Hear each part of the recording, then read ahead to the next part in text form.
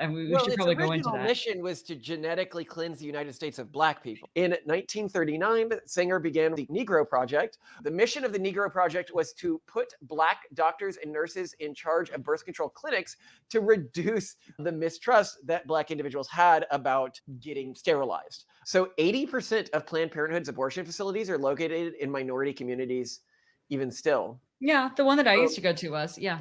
and if you look right now, abortion through Planned Parenthood has reduced the Black population in America by 25% since abortion was legalized. And they've received $1.78 billion in taxpayer money between 2019 and 2022. Well, I think a lot of the people making these donations, because I think they receive a lot of small grassroots donations as well, believe what I believed. Remember, I grew up in these progressive communities. I attended Planned Parenthood. My mother worked at a Planned Parenthood. Mhm. That I come from a long line of Planned Parenthood supporters, and we just thought that they were there to support women, just to help women plan families. Right now, the Democratic National Convention is taking place, and Planned Parenthood is present offering abortion pills and vasectomies in their So little no, silver no, no, vans. they're not just offering for free. I want like afterwards a thing where like there's two Planned Parenthood guys like driving out from the DNC, pull off their masks, and it's And like it's two like well-known really Republican Republican superheroes figures, like, and they're what? like, I don't know, they turn to each other. Like, I cannot believe that just worked. We just drove up to the DNC with a sterilization van and said free sterilization, and they marched their youth out there. Bang, bang, Spayed bang, and neutered, bang. spayed and neutered. Would you like to know more? Hello, Simone. Today we are going to be talking about an organization that I imagine your perspective on has changed pretty dramatically over your political evolution. And that organization is Planned Parenthood.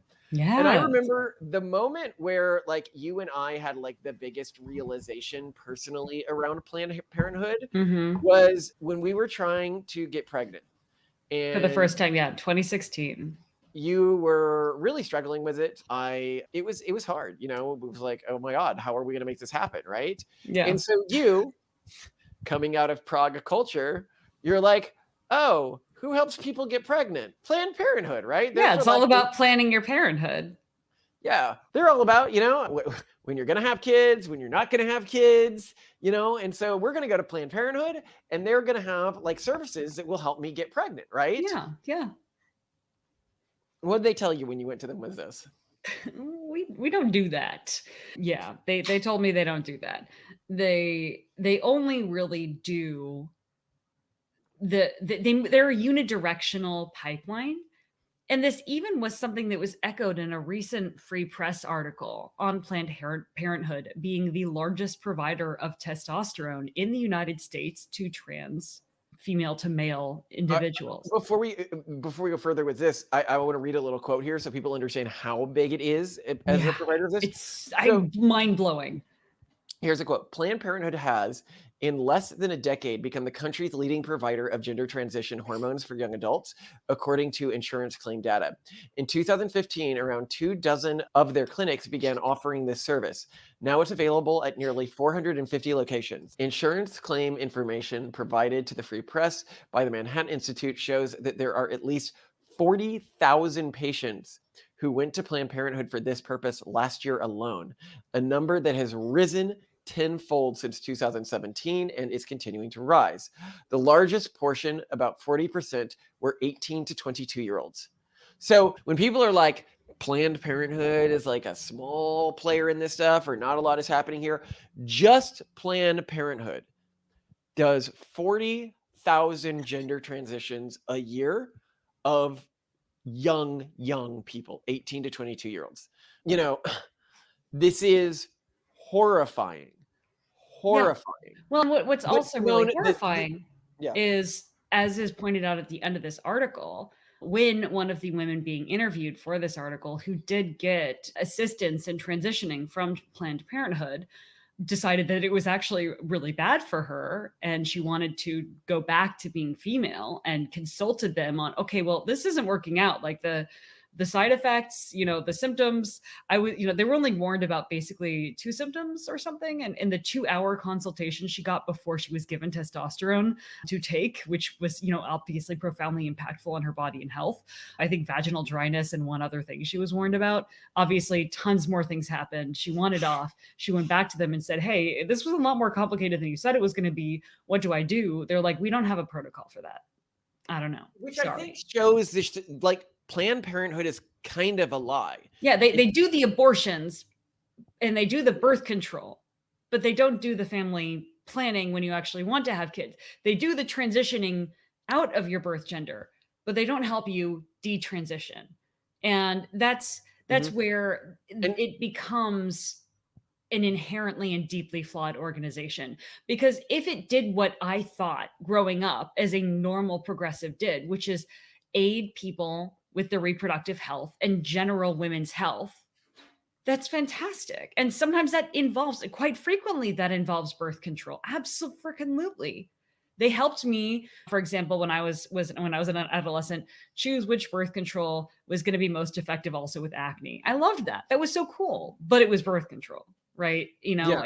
It wasn't like if there were instead a fertility boosting drug that would also help me with my acne, I doubt that they would have been the ones to help me out, if you know what I mean. And so Yeah. I mistakenly thought that they were there for general women's health and for my well-being, when instead they are a unidirectional sterilizing organization. Because of course, what does testosterone do as well? Yeah, sterilizes women, yeah. Yeah. What do the puberty blockers do? They sterilize people, and I should note here, Planned Parenthood allows people to get on a gender transition pathway at 18 without parental consent. That's why they see the big flood of people at 18. Well, because in the United States, that is when you reach adulthood and Well, you can't you're even no longer drink under the in the care of a US at guardian. 18. Do you remember how young 18 was? Do you remember, like, 18, I believe, where I was in the US, that was when you could start smoking. I was, like, not a fully thinking Well, you're individual not yet. fully myelinated until your mid-20s or Right, so. no, but I mean the things that mattered to me at that age on my day-to-day Oh, basis kid things. Yeah, were games, predominantly clothes. about fitting in with my peer group Yeah. and gaining social status within my peer group Yeah. and getting ready to get into college. Mhm. That was it. Like, I didn't have, like, a larger world perspective. Oh, yeah, you're a That is a kid. Yeah. very dangerous age to be. Well, and it's wild too that you can't drink alcohol, but you can fundamentally change your hormonal makeup in a way that's Yeah, irreversible. interesting as well. Planned Parenthood does not have a minimum age that they start gender transitions. Right, they just They need have parental parental consent consent for people under, from right? one parent. And Yeah. this is really dangerous when you consider the fact that, kids are going through a divorce or something like that, and one parent can come in and then utilize that to gain control of the kid. But I'm not going to, focus too much on the trans stuff in this episode because we do that in other episodes. I will note, though, and this is something worth considering when you consider, okay, some people who aren't really trans get sort of picked up in the trans troll, but, like, it's not that bad. They can always just detransition, or they can always just go off hormones, or they can always just, like, is it really that bad to accidentally transition someone that is confused, right? And we know now, if you're looking at the 13 to 23 age range, 9 out of 10, based on the study that was done, I believe in 2023, of people who are discontent with their gender and don't transition end up, more than 9 out of 10 end up completely content with their gender by the age of 23. Oof. And we know now that people who adopt this trans identity, depending on the study you're looking at, between 40 and 50% of them end up committing unaliving themselves. So it's not like a harmless thing to accidentally push someone into when you look at the rate of self-harm within the community. In fact, I don't think you would consider that like an effective treatment for anything else. If there was a psychological treatment where it had a 40% unaliving oneself rate during treatment, people would be like, oh, we need to be exploring other options to this treatment. And the really sad thing is, and we'll do a full episode on this, there are other options. There was a great study done that shows that actually antipsychotics were extremely effective at lowering gender dysphoria. But you, like, socially were not allowed to consider, and research wise, we're not allowed to consider options that don't include affirming a trans identity, even though we know that this option has this 40% unaliving oneself rate, and Mhm. the antipsychotics mechanism does not. But that would be seen as, oh, well, it's like a Anyway, we won't over focus on this right now. What I wanted to focus on now is like the other issues with Planned Parenthood, because that's not the only issue. So, Planned Parenthood facilities have been accused of financial fraud with taxpayer dollars. Most What? recently, Planned Parenthood affiliates applied for and received 80 million in coronavirus stimulus funds that they were ineligible for. They stole from the paycheck protection programs that were created to help small businesses survive the pandemic. So they were using the small business paycheck protection programs. Lord Um, almighty. and they have had many lawsuits related to fraudulent Medicare payments. For example, in one lawsuit in Iowa from a former Planned Parenthood director who has evidence of the fraud, they were ordered to pay over $1 million in restitution to Texas when found guilty of defrauding taxpayers. And in California, a Wow. 2004 audit showed Planned Parenthood San Diego and Riverside counties received excess payments of various kinds of contraception for 5.2 million, and that's just to name a few. And what's bizarre to me is that they would even need to commit Medicare fraud in the face of having received so many donations. First, when Trump came into office, that was a boon for them. In fact, the Free Press kind of cites that as one of the major points of their increased radicalization because they received a ton of more donations from Mhm. people. And with all this additional support, they did a bunch of hiring and they tended to hire politically radical people. So there was kind of the nonprofit version of audience capture in this case, where sort of a Trump derangement syndrome subject audience gave them a lot of money, and then they had to sort of lean into that audience, which of course is getting them to where they are today, where the right now the Democratic National Convention is taking place as we're recording this episode, and Planned Parenthood is present, not offering T-shirts or pins, but birth control and abortion pills and vasectomies in their little They're no, silver no, no, van. they're not just offering for free. I Yeah, actually love the horror of this. When you go to the DNC National Convention, yeah. you can get a free vasectomy, free I know, it's insane from a van. Yeah, a Tyler free Bender was just abortion. doing a history on YouTube about the lobotomies, and how, like, the guy who popularized lobotomies would have these you just fill theaters full of people who would Mhm. watch him do, like, 15 lobotomies back to back on stage to normalize the procedure because he was so bullish on this, and this reminds me so much of that, of just, Oh like, my god. bring out the abortion ban. Let's popularize the abortions. And it's also just sort of ironic at the same time because there are like literal sterilization vans outside where all of the Democrats and progressives are like convening. What is going on here? Like, I'm sorry, did we order this? I know we run the program, but, I know we're it's definitely far a little Republicans as fashy. pronatalists. I Yeah. almost I almost want it to turn out that a Republican ordered this. They're like, "Yeah, we I can't believe that worked." I want, like, afterwards, a thing where, like, this would be a great sketch for, like, the Babylon Bee, where Yeah. there's 2 Planned Parenthood guys, like, driving out from the DNC, pull off their masks, and it's, And like, it's 2 like well-known really Republican Republican superheroes figures, like, and they're what? like, Uh, I uh, can't. uh. I know they turn to each other. I cannot believe that just worked. We just drove up to the DNC with a sterilization van and said free sterilization, and they marched their youth out there, bang, bang, Spayed bang, and neutered, bang. spayed and neutered. Well, but Um, here's the thing is that this is it's coming across as part of the whole rah, like putting like throwing into the vibes funeral pyre of the Democratic Party right now, but it is also a fundraising push. They are there and they are well, present because they are saying Dobbs was terrible. You have to protect reproductive rights. We are the reproductive rights people. Come get your vasectomy and make sure you donate to us because we're the ones fighting for you. And I think it's really important just to be aware of the back to the pragmatist guide to governance, the incentives and how they're aligned here. That Planned Parenthood is now in a position where it is very it has been pulled very, very far from its original mission, which was dubious to start. And we well, should its probably go into original that. mission was to genetically cleanse the United States of black Yeah, people. its original mission, well, it was that and eugenics. It was Yeah, also yeah, like the sterilize genetically weak the and poor and minorities. and the less resourced Well, and the we can really quickly get to this. Well, yeah, I'll quickly get to this. let's So, do it. Yeah. I'm actually reading from a Planned Parenthood website right now. Okay, Okay. this is what Planned Parenthood says about its own founding. Archival website or current website as published today? Current website as published today. It's in the About Our History section. August 2024, ladies and gentlemen. Okay.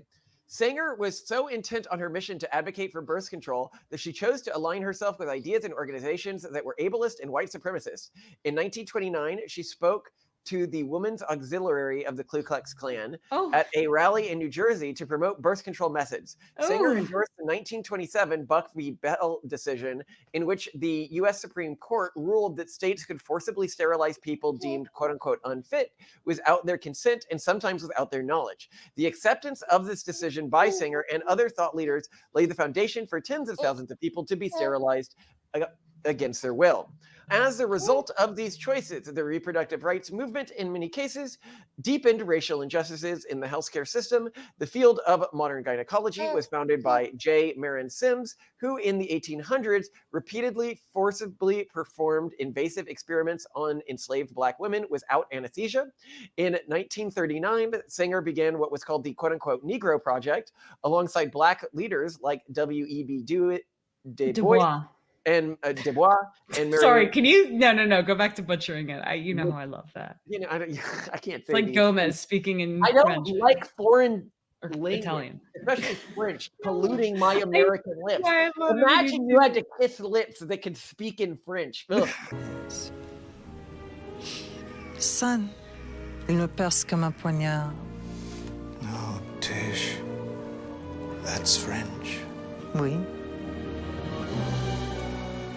Cara mia.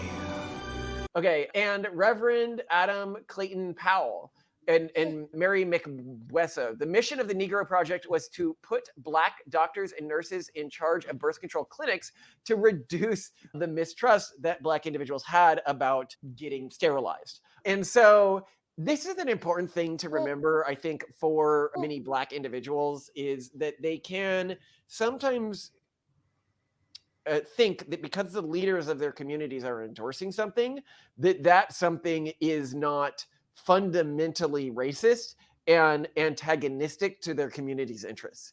Because there is this like bureaucratic, I call it like, I don't know, union boss class within Black culture that has for a long time worked with the racists in the Democratic Party. Historically, that's the Klan, but now it's like other groups, in order to undermine the Oh yeah, actual. isn't there like I wouldn't say not even a detente, but a kind of mutual understanding between a current white supremacist leader and the Nation of Islam leader? Yeah, but that's different. I think that in one instance, they actually are on the same side. These are people who are, manipulating Black communities into sterilizing themselves for the best interests of people who are trying Yeah, to. different groups versus groups that are in favor of apartheid, in which case they're like, yeah, let's just fuck off, I'll look up for edit if Planned Parenthood does still disproportionately sterilize Black communities, but I'm pretty sure they do, and in terms of abortions as well. Well, with all this transitioning, I imagine it's a lot of white girls. So they're trying to be a little more racially equal here. Oh, actually, no, hold on. It's actually pretty blatant. So 80% of Planned Parenthood's abortion facilities are located in minority communities, even still. Yeah, the one that I used to go to was, yeah. And if you look right now, abortion through Planned Parenthood has reduced the Black population in America by 25% since abortion was legalized in 1972. Oh, Lord, that is, oh my gosh. Wait, so I think what, 8% of the United States population is Black right now, right?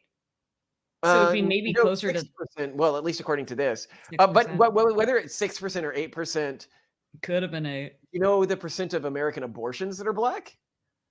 34%. Oh, wow. And remember, you were talking about money and everything like that. So, in regards to how much Planned Parenthood gets from the federal government, they've received $1.78 billion in taxpayer money between 2019 and 2022. That makes sense because of Medicaid, because they're providing a lot of primary care adjacent services to people who are on Medicaid because they're in these neighborhoods, these underserved neighborhoods. And so that makes a lot of sense. This is what I think we need to do if we get involved in a Trump administration. I want to create a plan that takes Planned Parenthood, says that they have not followed their mission as they present it to the public. I don't know. They kind of followed their eugenics mission. Okay. They didn't follow the mission that I believed they had when I was a kid. They are about, one, helping parents, right? Planned Parenthood is supposed to be about planning parenthood, right? And then even in addition to that, actually helping trans people. That means both people who want to transition and people who want to detransition Yeah. at safe ages by the modern research. Yeah. We agree with both of those things, but clearly the current board and leadership isn't doing a job. So what Mhm. we need to do is either by executive order or by lawsuit, replace the existing So board new with board is Buck pronatalists. Angel and Kevin Dolan Yeah, and people who who? want to have it fit this actual mission. And Yeah. the reason I want to do this is I think so often conservatives end up relating to bureaucracies that get captured like this to be used for nefarious purposes by just retreating, backing out, starting something new that's not corrupted. And then when it becomes successful, it becomes corrupted. Why not just take over one of these existing organizations? And also just the teasing that would happen from the individuals who had made all these giant donations to them, that now they're being used to help families and minority families. And they'd be like, no, I wanted them sterilized. Well, I think a lot of the people making these donations, because I think they receive a lot of small grassroots donations as well, believe what I believed. Remember, I grew up in these progressive communities. I attended Planned Parenthood. My mother worked at a Planned Parenthood. Mhm. That I come from a long line of Planned Parenthood supporters, and we just thought that they were there to support women, just to help women plan families. My mom wanted to have a kid. Ironically, I think one of the reasons why she was infertile, the doctors had told her she couldn't have kids, and I was kind of a surprise, was I think because of birth control that she had that had caused a lot of scar tissue in her fallopian tubes. The birth control. I don't know. She hasn't gone into that. I don't know if it was like abortion's gone wrong or something like that. But yeah, it had to do with her Scar tissue. some stuff that had Damn. happened. Yeah. So I don't know. But anyway, yeah, I think most numerically of the people who donate to Planned Parenthood don't understand both its original origins and its current activities. And that's sobering. So when I think about what an ideal Planned Parenthood would be, though, I also have to think about modern pronatalism. And one of the big shifts that has happened with pronatalism or demographic collapse in general that we see as largely positive and that is related to this is the fact that one of the key drivers of a drop in fertility is when women in nations that are developing stop having unwanted teen pregnancies. We're seeing this happening really rapidly, for example, in Latin America. It's not that the intended number of children that women have is lower, it's that fewer unmarried teens who in many ways aren't ready financially or mentally to have children are not having children. And to a great extent, that's good. We as prenatalists, as people who love children, do not want children to be born to families who are not equipped or ready to take care of them, especially when these families are families that would love to have children and that want to have children and plan to have the same number and possibly even more children, once they're well resourced enough. So in my world, an ideal Planned Parenthood, yes, absolutely helps with birth control and emergency contraception and even abortions through, week 10 to 12 or so, right? Like totally, no questions asked. Absolutely, you should only have a baby when you're really ready to welcome someone into this world.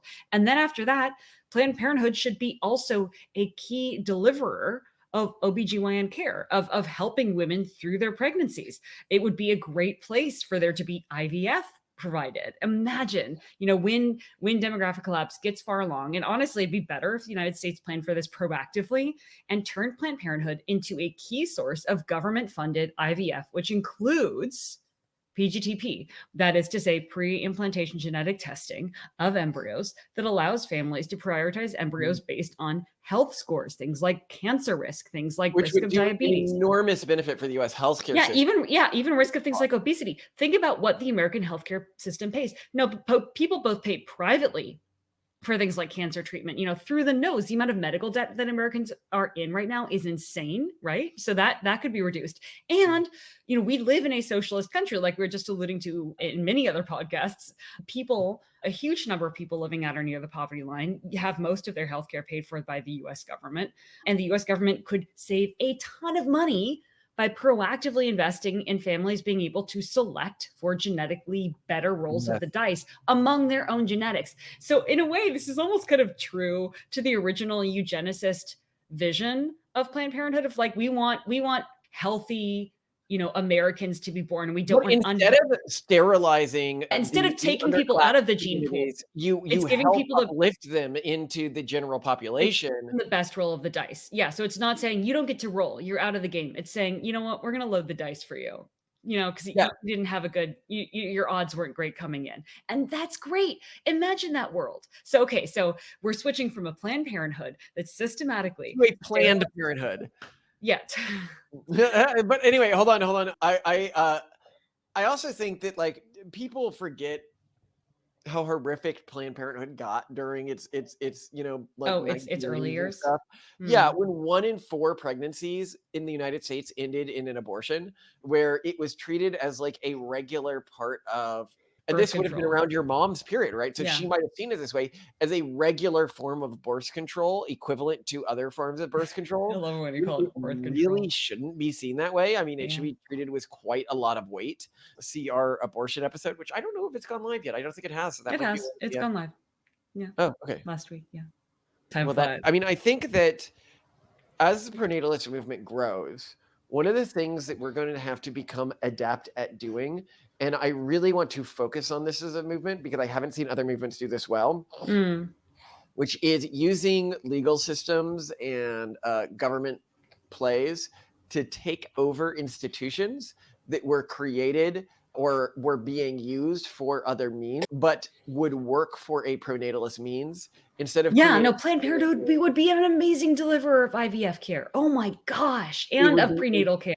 And of yes, perfect institution to do something like this. But also There's still birth control abortions. Again, I'm not against that. And I want to point out that a world in which abortions were banned, where people did underground abortions, it was a horrific world. This was not, in the end, I care about, if we have to kill babies, let us kill them with dignity and with pain management and like in the way that you would euthanize any human, like very, very seriously and carefully, right? Like if you have a non-viable So pregnancy. what she's referring to here is if you get a surgery on the baby and you're like a normal mother and you're trying to keep the baby alive, after 12 weeks, they use anesthesia on the fetus because it would be considered inhumane not to. But when they do abortions after that, they do not use anesthesia. Yeah, it's not standard practice to use anesthesia. And of course, if you're doing an illegal abortion, there's not even anesthesia for the mother. It's just whatever goes. I mean, maybe it's well done, maybe it's not. So the thing is, I think when we need to also kind of look at the government like parents look at kids, which is if you ban something outright, like you say, hey, never do drug or never drink alcohol, your kid's going to go out. You don't know where they're going to drink. You don't know who they're going to drink with. It could go pretty bad. If you're more open about that stuff and you're like, yeah, listen, you want a glass of wine, have a glass of wine, whatever, like try it here. You're able to do it in a more safe environment where there's less damage done. Yeah, but the point I'm making is it's not just Planned Parenthood. Was in most countries, there is some sort of family planning organization, like within the US government. Like if you wanted to create a pronatalist branch of the US government, there is already a department for family planning. Yeah. And it would just make natural sense. The infrastructure is there. Not just the infrastructure, but the slush funds have already been created. So taking control of that infrastructure and taking control of those slush funds are absolutely critical for quickly achieving pronatalist aims. I love that. I love that. If like, okay, so you want to make America more pronatalist. What do you do? And we're like 2 words: Planned Parenthood. It's so subversive, but it makes so much sense. But it's not just things like that. You also see this within the UN, right? So the antinatalists have done this historically. So things like the UN Populations Division are really heavily infested with antinatalists and people who want to do planned rapid reductions of the human population. You can sure, see yeah, our video on the that's UN clear. conspiracy to lower the global population. Oh.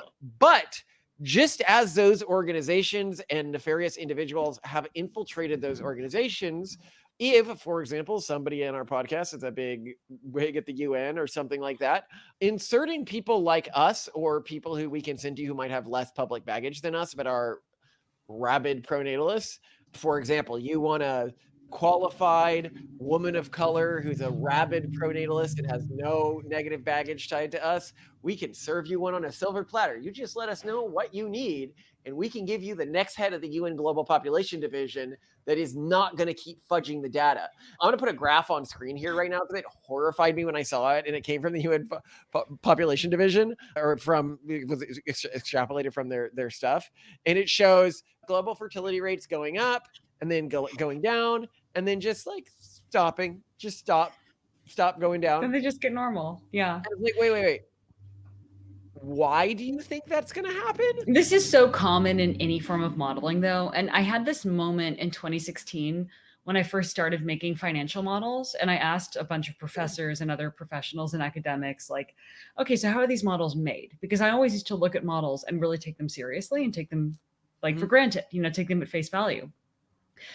And then I discovered like all the formulas, everything that's going on here is just, someone's just fudging it. Like there's just a cell, there's a place where it's like, I don't know, it's going to increase by, I don't know, like 3%.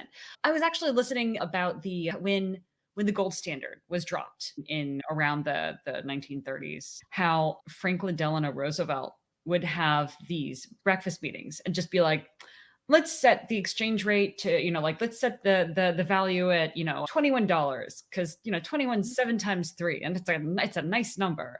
And they would present it to the American people like, 21.32 cents, just like really specific numbers. Now determining most prudent move for insurance company.